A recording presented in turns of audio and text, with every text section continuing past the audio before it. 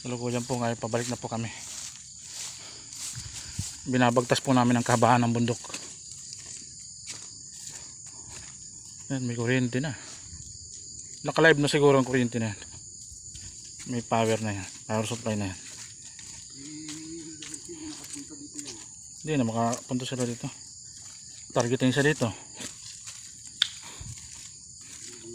Mainit siya. Mainit siya sa mga ano taong bukid.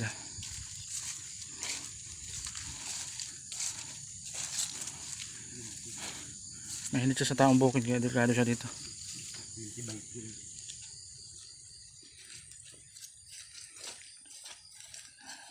20 by ano? 20 by 10.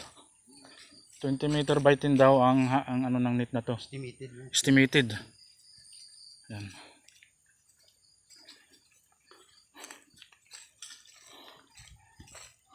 Pababa na po na kami ng bundok.